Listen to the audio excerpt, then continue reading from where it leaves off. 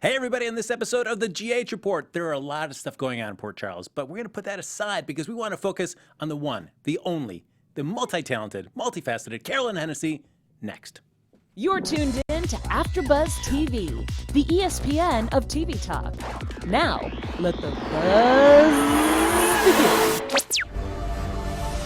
Hey, everybody, that music can mean only one thing. It is Sunday night, and it is the GH Report right here on AfterBuzz TV. Usually we like to break down everything that's going on in Port Charles, and we'll touch on a little bit of stuff about the show, but we have a special guest in the house. What? So we're going to focus this hour on the woman who deserves nothing less than our full attention. But folks, I'm Frank Moran, but nobody cares about that. I'm the least interesting thing that you're going to find on this panel. You turned into Daffy Duck just That's now. right. You were like, blah, blah, blah, blah. And I'm your co-host, Carla and Frank, sitting next to our guest, Carolyn Hennesy. That's right.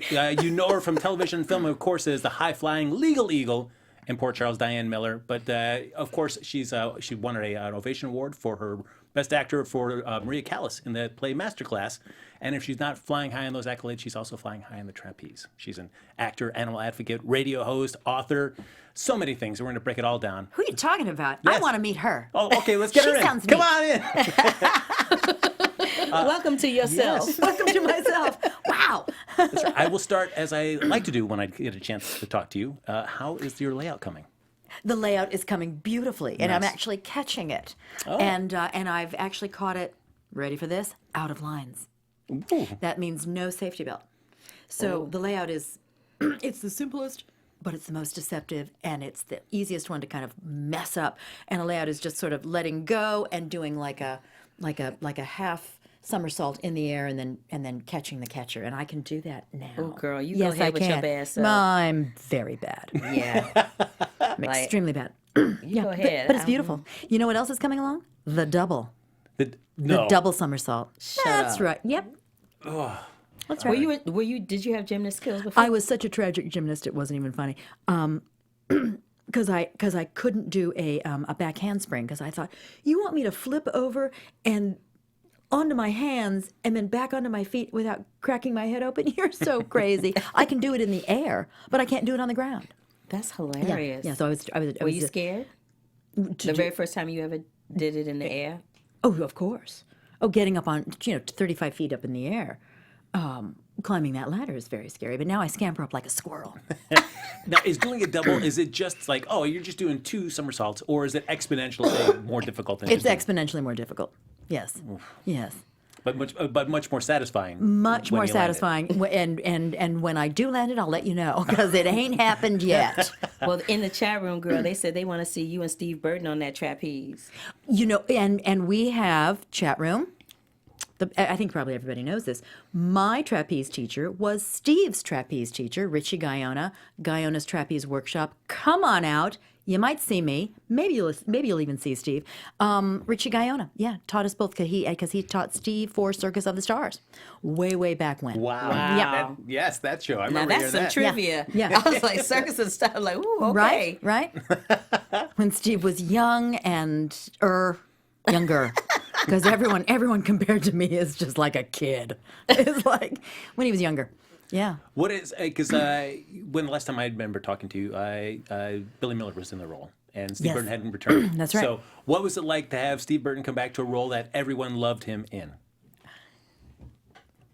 It felt like home. I mean, I love Billy, and I love the whole kind of the twin thing and who is he really. I especially loved it when Diane just took one look at Steve Burton as Jason and knew. It's like there was always like a little niggling doubt, you know what I mean? And she knew immediately. But there's never been any that I've seen any sort of rivalry or discomfort. Everybody just sort of loves everybody else. And if they don't, they're better actors than I will ever be. You know what I mean? Right? Yeah. That's and hilarious. it's wonderful. It's great to have them now, to have them both on. For me, it's always going to be Steve Burton as Jason. Ditto. Yeah. I know. Ditto. I've said that here Yeah, I know. numerous I know. times. I know. You know what else I said numerous times? What? I love Jason and Sam together, and that's the look he gets on his face every time I say it. Okay. It's true. It's true. It's true. I guess there are still the Jason and Elizabeth holdouts. Yes. Right? But It's not happening. People. Get your life. people, give it up. It's Just not give it up. happening. You heard it here first. Give it up. Now, it's as we're talking before the show started, you've had all these fantastic opportunities that we're going to be talking about Yeah. that have kept you away from Port Charles. Yes. But I do remember you getting name checked by Carly and Frank. We're talking and saying, "Oh yeah, Milo whisked Diane away for a little romantic getaway." Yes. It's like, I think to Vegas, right? yes. And like, oh, maybe getting married. Maybe getting married. Do you think Diane would be excited about marrying Milo, or just like, I love Milo, but we don't need to be married? Or Max, excuse me. But we don't need to be married. If Diane married Milo, Milo. that's Epiphany. That would like be that's an even more of a cougar Yes.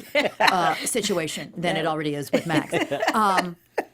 I think, you know what? The actress Carolyn is kind of going of two minds. I think Diane knows a good thing when she's. I think they both know a good thing when they've got it. Why tamper with a good thing? Who needs to make it legal? There aren't going to be kids. You know, they may adopt several pets, but probably not any kids.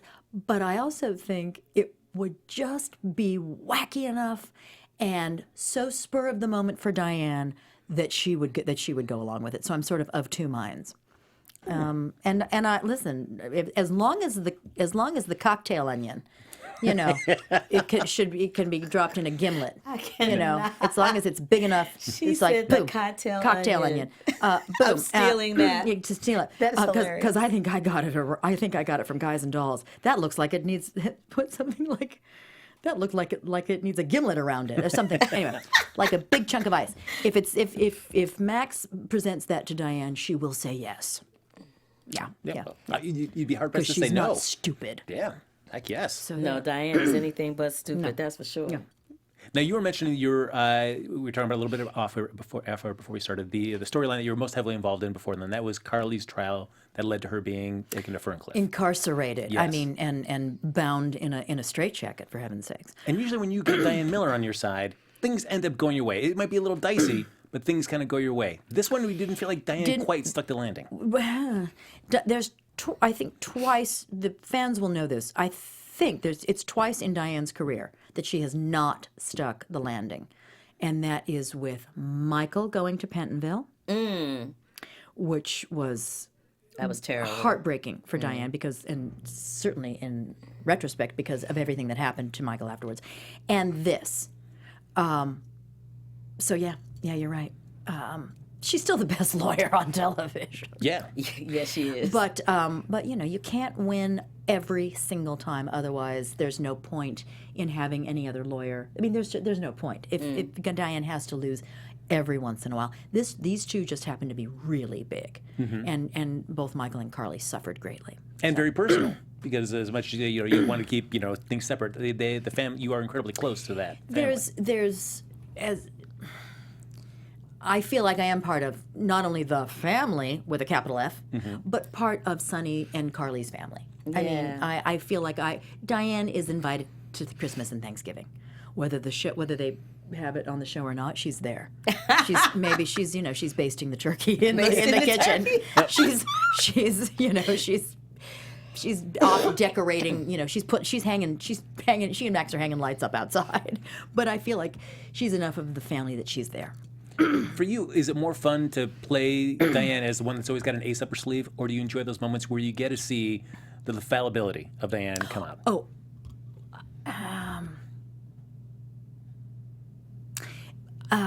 I would say probably yes. You want to see Diane human. You want to see her human because you so often don't. You see her as this kind of brilliant machine, this sort of witty, funny machine that just knows every single step. She's thinking. She's playing chess with everybody else. In a courtroom, she's playing chess. In her office, she likes to think 3 moves ahead, if not 6 moves ahead. So those moments where she gets a surprise, those are always delicious to play.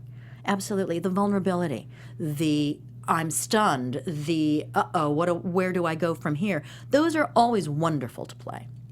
So yeah, as an actor, you want those, definitely. So before we got on the air, I was saying that one of the things I love about you playing Diane in particular is As opposed to who else? as opposed to no one else. Are you hear rumors? Are there No, as something opposed to no happening? one else, darling. Is the fact that I don't think Diane came on the scene in a really large capacity, did she? I mean, she came on as a recurring role, but you have the No, she didn't. She didn't? No. See that? Okay, so this is what I'm saying. You took something that could have easily been a one-off or a two-off or a three-off, and you've made it a year-long 12 gig. years. You made it a year-long gig, and you've had some nominations and some wins in the middle of it. Yeah. So what do you attribute that to? Do you attribute it to the marriage of the writing along with your acting skills? Do you attribute it to the fact that when you first came on the show, you were like, I'm going to take a chance and I'm going to do something different in this scene and see how they respond to Combination of all of that. Okay. I had done, I think, a couple of days on, like single days on one, I think on The Bold and the Beautiful, where I played a flight attendant. it? Wow. I can't One either. on General Hospital, which was, I believe, my first acting role ever, where I was Dora, the photographer's assistant for Laura's Miss Star Eyes campaign. So many years back, so many years ago, when it was filmed over at Sunset Gower, yeah, and then once on General Hospital, where I was AJ's attorney.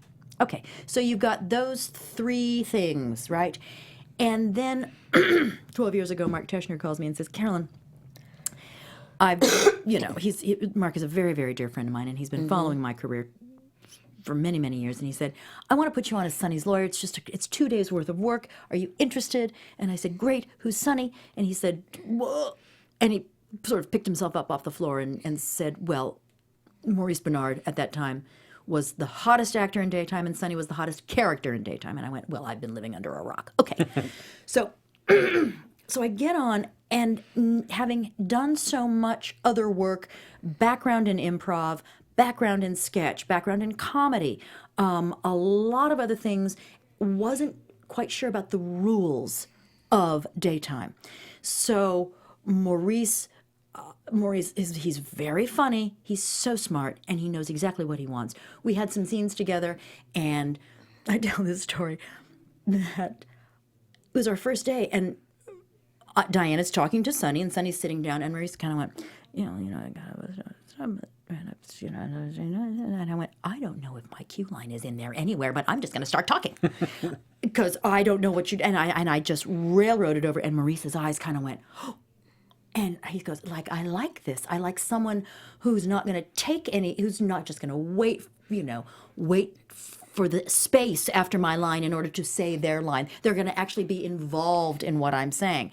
So that was the first thing that the writers saw. But what they really saw, and Elizabeth Cordy loves to say this to me, she says, when you and Spinelli were in the PCPD, it was like your first or second day of shooting, and Spinelli, who is this kind of beloved, wonderful, crazy anti-hero hero, he was doing some sort of techno wizardry, and you were just looking at him like he had sprouted horns, and he threw his arms around you, and Diane's response was to immediately seize up, like, who is this child?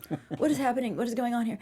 And she says, we as the writers saw this and thought there is something there to play, not only with her and Sonny, but her and Spinelli, and just who's this woman who has kind of come onto the scene and has these interesting reactions and has this inner life and is not just waiting for the next cue.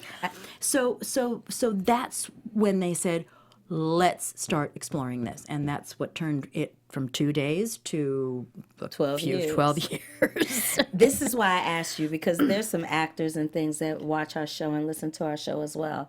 And I want them to hear from someone as successful as you that you don't have to be safe all the time, but you got to kind of feel out your environment too.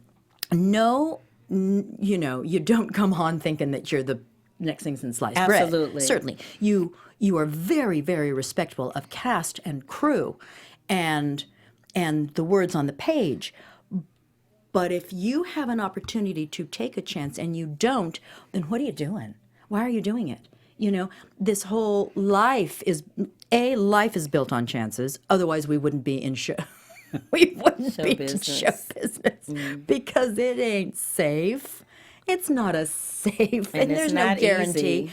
But characters are also built on chances, and if you've got a chance to do something really extraordinary, and you've got to listen to your instincts, and if you don't, then you become like many of the actors out there. You'll work, maybe, yeah, you know, but you won't.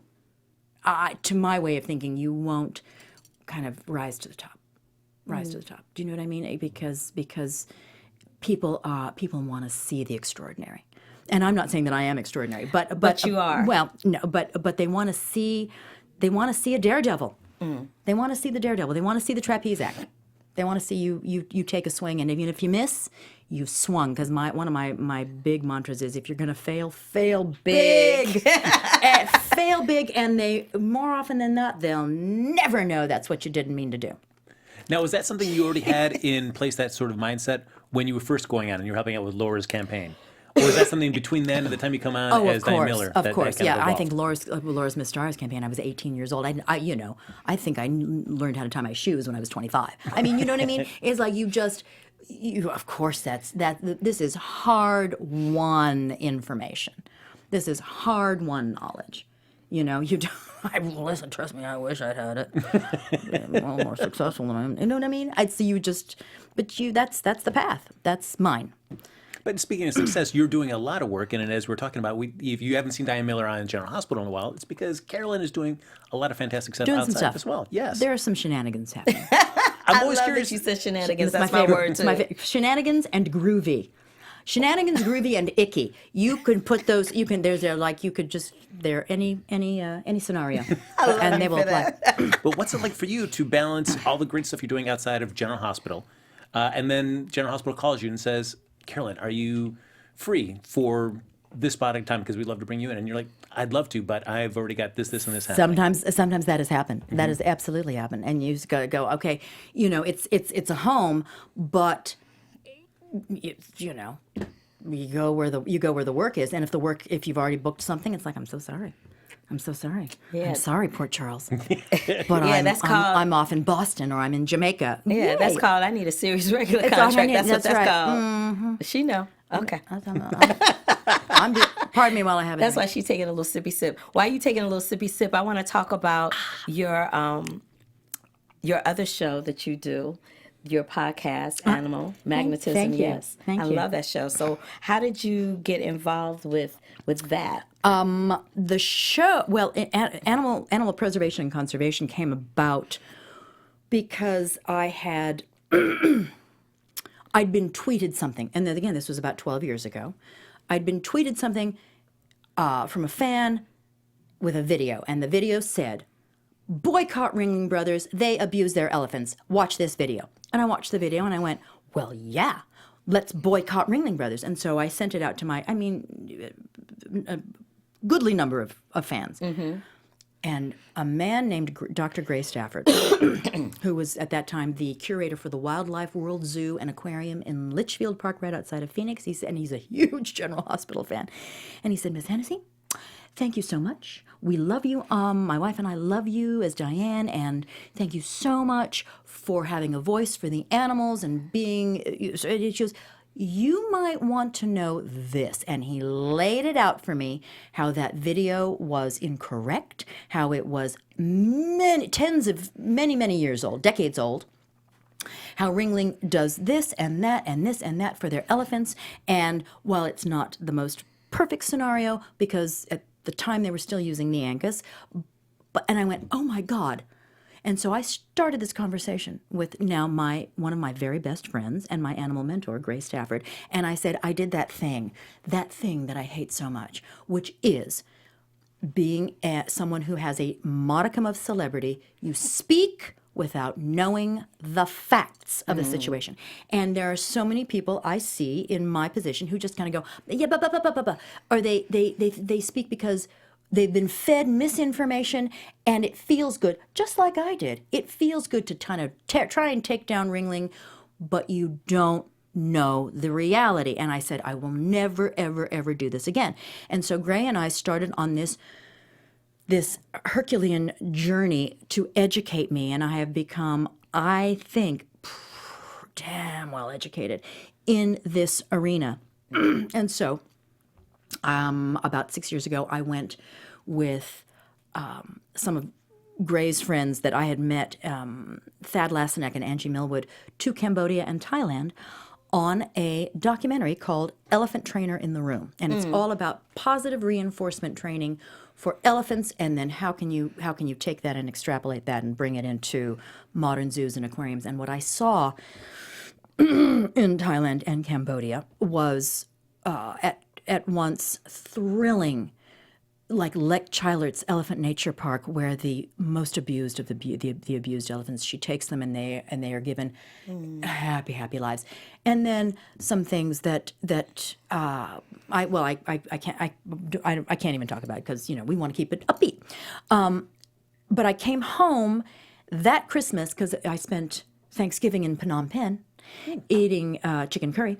And I came home and I was so monstrously depressed because of everything. Because when you travel and you see what's happening. Yeah, it's one thing to see it, and it's another to hear about It's one thing to hear it, and then you see it, and your perspective of the world, you just see a little bit taller than everybody else. If you've traveled to Europe, if you've traveled anywhere, you just kind of go, okay, my perspective on the world has changed. So I said, I have to do something with this energy. And my PR person at the time said, you need to start a podcast. And I went, oh, okay, all right. And so we did. And Animal Magnetism was born. And so I have continued my education by having the greats. Gray Stafford is one of my co-hosts. But we've had Jack Hanna on, and Billy Hurley from the Georgia Aquarium, and Mark Simmons, who was with Keiko, the killer, the whale, the killer whale that was so mistreated. I was just about to ask you about that. Yeah. And I did a whole wonderful homage to SeaWorld, because SeaWorld is extraordinary. And people say, oh, whales in cages. Well, no, they're not. They are, but they're not. And if you knew the facts, the actual reality, as opposed to what you think is going on and what just makes you feel good, it's like, yay, I want to beat you with a stick. It's like, no, understand what's happening, understand what's going on. So yes, Animal Magnetism. I love the fact that you do that, and I wanted the fans that don't know that you do that to know that other side of you. Yeah, that humanitarian side of you. It's dealing with. Because there are so many problems with regard to animals, not just in the United States, but worldwide. You talk about the Yulin Dog Meat Festival. You talk about what's going on in rinky-dink zoos and et cetera. So there's so much. Poaching, for God's sakes. There's so much to tackle, but it's real-world problems with real-world solutions, not let's just burn down all the zoos and have the elephants walking down Main Street with us. That ain't going to happen, people. It's just not going to happen. So how do we tackle real-world problems with real-world solutions? And that's what advocacy is about. So. Thank you for that. All right. Thank you for your advocacy, girl. And next on our show, because I just took up the entire 40 minutes. You. No. But it's important. Yeah, it is. This is something that I know is near and dear to your heart, Truly. and it's important to you. So it's important for your fans to know that it's important to you as well. Thank you. Thank you. Yes, it is. What I also like about that, too, is that there's so many people that would get entrenched into their particular mindset and will not be open to learning or broadening their perspective. Right. And so very cool for you to be in a situation like that and have somebody come to you very graciously and said, please, can we talk about this? Can you hear the facts? And here's this side and this side. What do you think? It's like, well, there's no decision to be made. This is the truth. When the truth stares you in the face, you have to acknowledge it. It's as simple as that. And a lot of people just don't want to hear the truth because it doesn't feel good. Well, guess what? The truth doesn't feel good a lot of the time. But it's only in acknowledging it that we start to make things better. Thank you. So there. Now, Carolyn, of course, everything we've been talking about, but she's also here to talk about a new film that she's coming out. Yes. Saint Agatha, coming out in theaters, on demand, and on direct on demand and direct to Streaming. video. Yes, Streaming. February 8th. Where takes place in 1950s Georgia. There's a young con woman named Mary who finds out that she's trying to find somebody to help her along because she's with child. She's with child, not socially acceptable in the 1950s. Georgia, anywhere USA, not really acceptable at all. But she finds herself this beautiful young girl, Mary, and she's played by Sabrina Kern, and this is her first film role, and she's the lead, and she's just magnificent. But Mary finds herself in trouble, and she's given a card by a nun, and it says, we can help girls like you. And when it becomes clear that she can't go off with her boyfriend because her boyfriend's a jazz musician and he's gonna be on the road and he's gonna try and get money, whatever. She just can't go. She makes this phone call and she's taken to this convent. Or is it? Things aren't what they They're appear to be. not. Yes. Yeah. She's taken to this convent and she meets several other girls in various stages of pregnancy. They're all lovely and gorgeous. Lindsay Seam, Courtney Halverson, Hannah Fearman, Sabrina, and so there are these girls, and then she meets several of the nuns who live there. Trin Miller, who's the youngest, and then my 3 hench nuns, and then she meets Not hench nuns. hench nuns, and then she meets Mother Superior, who runs the whole show, and it's Shenanigans shenanigans. It's a role that no one has ever seen me in before. No, that is for sure. It was fun to watch you in this film. Yeah. It's a horror film, a thriller as well, and so you're seeing Carolyn play, somebody that's not on the up and up.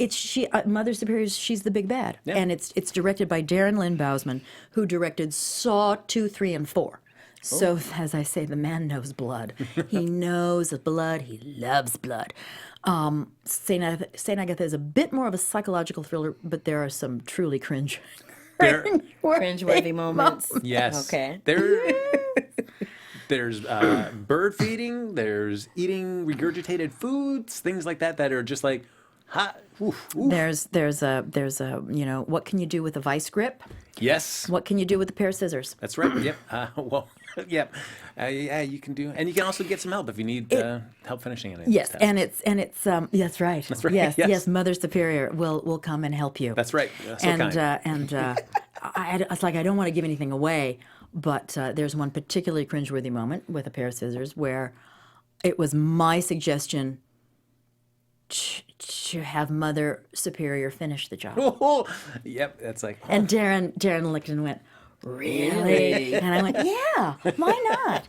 Naturally, my therapist, when I told her, she said, "How do you recover from that?" And I said, you just do. You just do. You go out, that night and you have some fried chicken at the, Colonnade restaurant in Atlanta and just have a good old time. Because you go places that you don't get to go in polite society.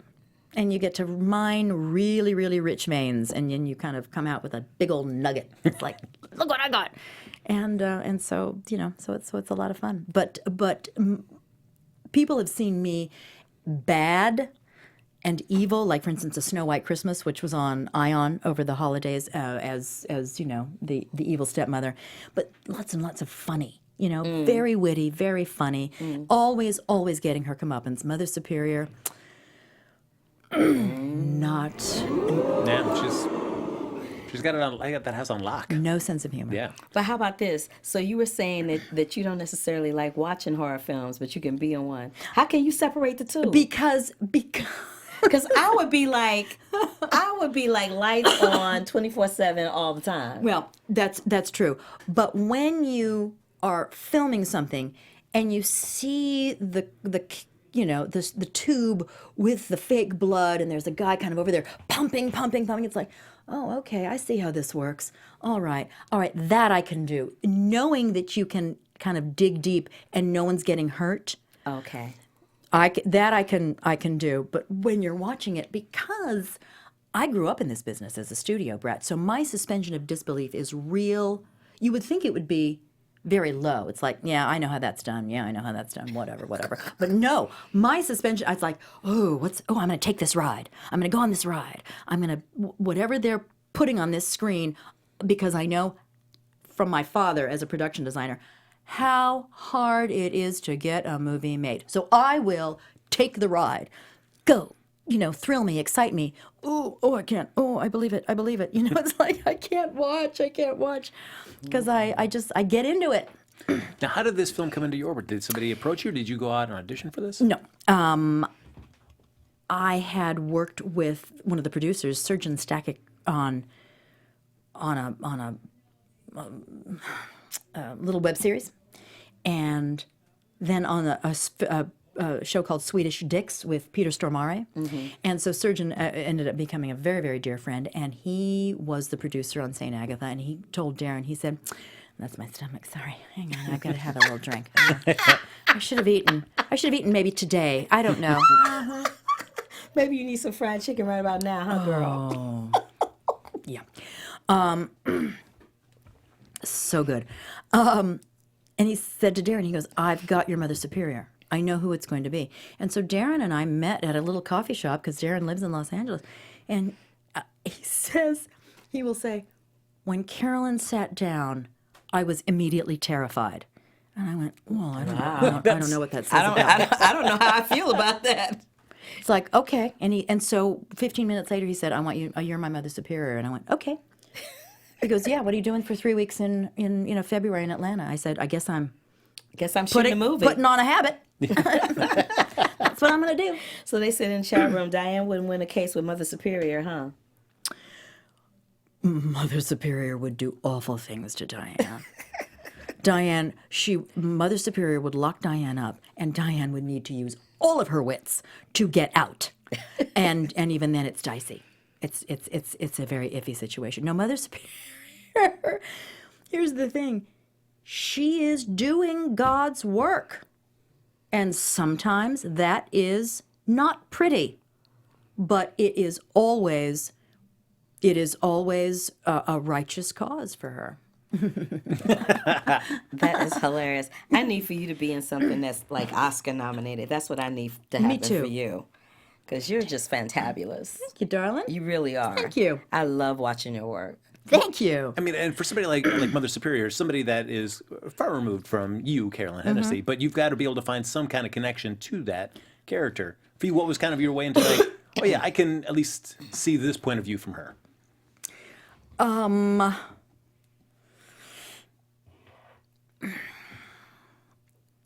There's a line that Mother Superior says where she says, "The church has turned its back on me." And I know what that feels like. Not necessarily the church, but, people, institutions, family. When someone turns their back on you and you have to just go, I'm continuing to go. I'm going to continue to move forward. I don't care what anybody else says. I don't care what... It's very much like being an actor, because you get told no. No becomes your lover. No becomes your lover and your main dish at dinner. And you have to learn to just either love the word no or get out of the business. And so you're rejected a lot. So when Mother Superior is rejected, and just so I know how that feels, so I was able to kind of put that into her. It's like, I do not care if you don't understand what I'm doing. I know what I'm doing, and I know what I'm doing is correct. And my methods are not always pleasurable, but they're fair. Just do what I say 24/7, and you'll be fine. I love that so much. What was the one role that you went in for that they told you no, and you were like, oh wow, really? That you came home and you just knew that was your gig, that was your contract. Oh my gosh! And your people called and said, yeah, no, not so much. There have been so many. There have been so The biggest one though, hasn't there been something that really was like meant so much to you? Yes, and it was recent, and it was a show called Dietland. Julian Margulies. Yes, and that role. Oh, Wow. That role. oh, you would have been good yeah, in that. Yeah, and it was that role, and they just it was a love fest in the room, in the audition room. That's like the kiss of death. It was I mean, we were just all basically gonna put rings on each other's fingers and marry each other, and it did not go my way. But I walked out of there thinking, well, I'm going to have to move to New York. Who's going to take care of the dogs? Who's going to take care of the dogs? Yeah. And it was such a wonderful script. Wonderful script. It was really so good. It was such an interesting concept. So yeah. But she got it, and she's fabulous. So there you go. For you, playing Mother Superior, in terms of wardrobe, very easy. You get to wear a habit for the majority of this film. Sometimes hat off, sometimes. Right. But otherwise, does it make it easier? Like, oh, wardrobe fitting? It's going to be a breeze. It was literally 10 minutes. 10 minutes. And that was it. Because that was all. And at one point, a silk robe. That was it. Just one scene. But it was freezing in Georgia in February, January, February. Freezing in this little town of Madison, Georgia, where we filmed, in this house that's used as a convent.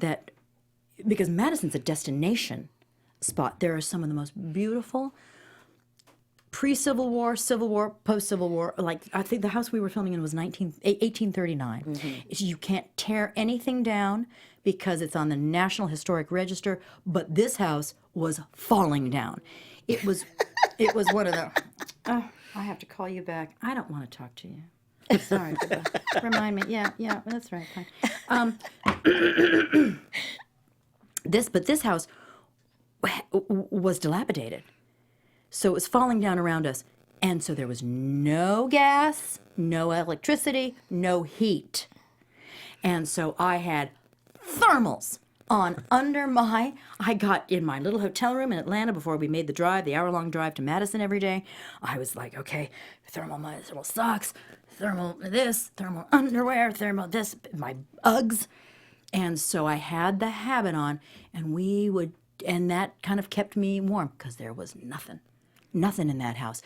You had to use the generator to run cords to these tiny little space heaters, and you saw all of these little nuns, me with my little hench nuns, and the girls, and we were like this. Bless your heart. It's like, what, but that's all right. For your art, girl, for your That's art. right. So the habit kept me warm, but it was really, I was able to get away with long underwear. That's true. It covers a lot. Covers a lot. Habit. Yeah. Absolutely. Yeah. The cinematography for this is great because it really sets up that with the little mist and everything playing in. Joe White usually does commercials and high-end major photo shoots for major products, and like he's just like the beauty shot guy. And we were so lucky to have him because he made what was this budget. It looked like it was a quadruple that. It's a stunningly beautiful film. It really is gorgeous. Thanks to Joe White and Darren. Yeah, it is very nice, and I'm always a fan of a fractured narrative too, as well. So throwing in these well-timed flashbacks. And yes, stuff, exactly. Look Look at you throwing out terms. Fractured narrative. That's it, guys. That's it for me. I'm done now.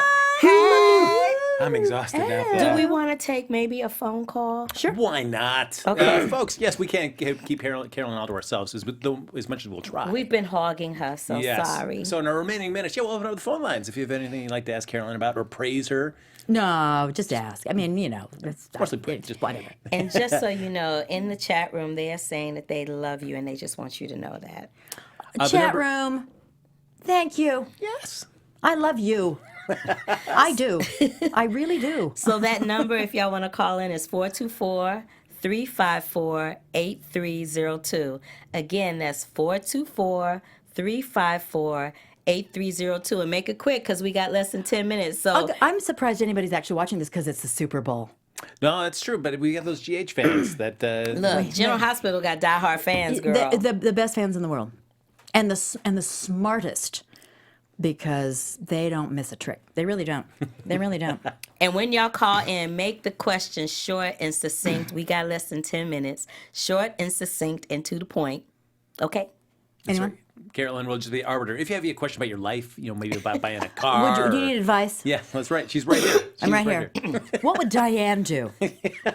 Let's say, or what would Mother Superior do? I really hope it's opening, I think, in 10 cities. So countrywide, 10 cities, like Chicago and Philadelphia and Los Angeles and New York and where else? Philly. Philly. I know the cities, don't I? Yes, you do. You do. And I really hope people see it because it's not just me in a role that no one's ever seen before, which it is that, but it's also a really delicious little horror movie. That's it. Yeah. For somebody that doesn't like to watch horror films, even though you're in one, what was it like to watch this one when you first see how you are in this film? I've seen many, many incarnations of it. Oh. And I'm so there's so much of me that's because I'm usually so animated.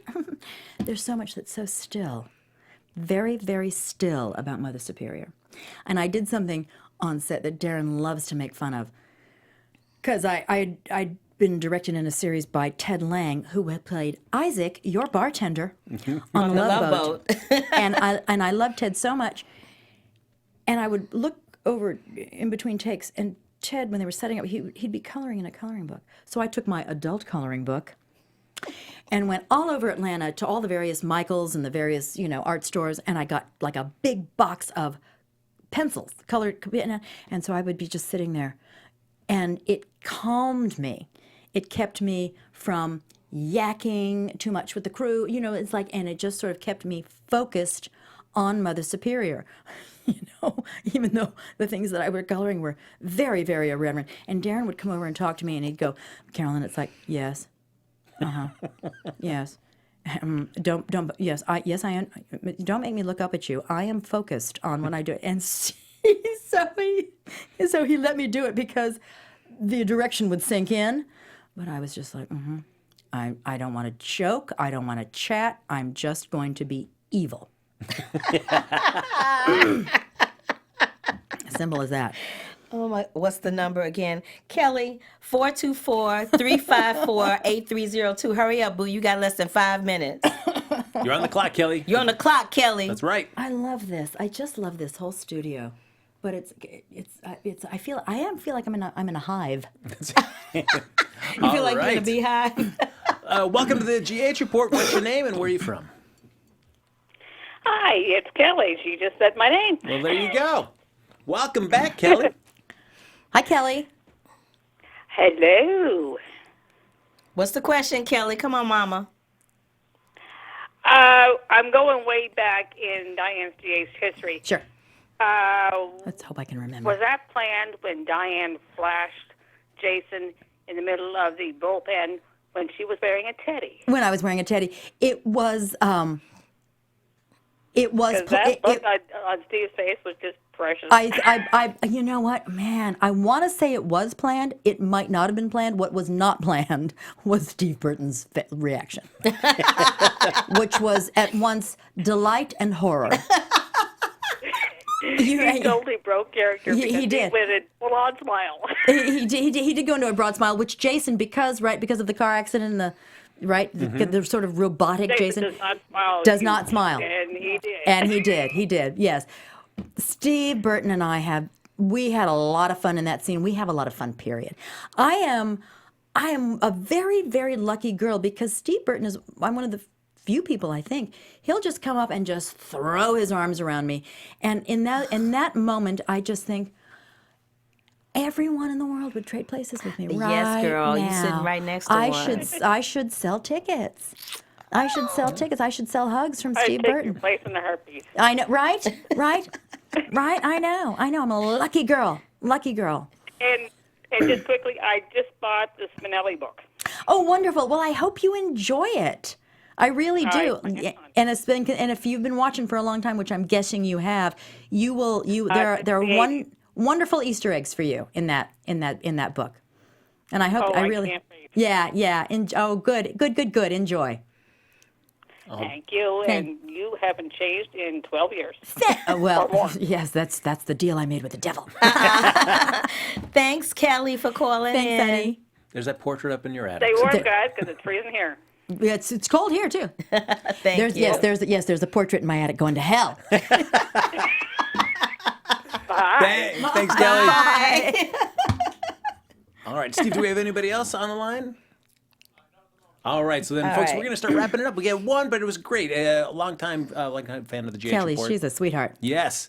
So She's as we get loyal. ready to wrap up, of course, St. Agatha comes into theaters and on direct, on demand, and direct. That's right. February 8th. So make sure you check it out. Please do. But Carolyn, if they want to keep you up to date with everything you're doing, because you're so busy with so many things. Okay, www.carolynhennessy.com, and it's the simple spelling of Hennessy. It's just Hennessy, and that's the same for the gram, as the kids call it, and Twitter. And I think, is that it? Oh, and Animal Magnetism. Please, everybody listen to Animal Magnetism. It's every other Sunday, so it's not tonight. Right, it's obviously. next week. But there are archives, and that's www.ubngo.com. And that stands for United Broadcasting Network Go. So ubngo.com. Animal Magnetism. Look Yay. at that. There you go. We got to Yeah. get you on Snapchat as well. Let's get you out on there and Snapchat. With the funny faces Oh, and, yeah, the, why and, the, not? and, Yes. and the dog ears Yes, and the, girl, you gotta and the do it. little crown on You my gotta head. do it. You gotta do it. Yeah, right? That's going to do it for this episode of the GH Report. Everybody, thanks for joining in the chat. Our big thanks to Carolyn Hennesy. Oh, please. Thank Absolutely. you. Holy cow. Thank you so much for coming back yet again and pretending you like us. I'm your hat trick. That's right. I got my Third Carolyn time. Hennesy hat Third trick. I've time. done it. I've done it.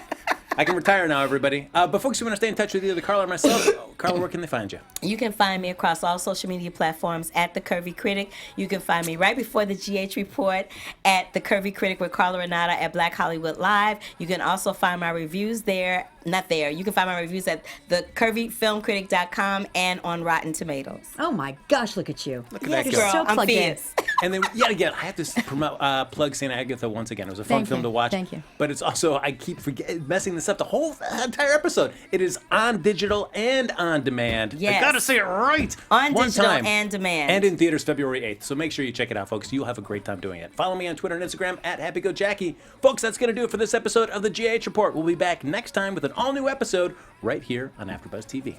Bye. Our founder, Kevin Undergaro, and me, Maria Menounos, would like to thank you for tuning in to AfterBuzz TV. Remember, we're not just the first, we're the biggest in the world, and we're the only destination for all your favorite TV shows. Whatever you crave, we've got it. So go to AfterBuzzTV.com and check out our lineup. Buzz you later. The views expressed herein are those of the hosts only and do not necessarily reflect the views of AfterBuzz TV or its owners or principals.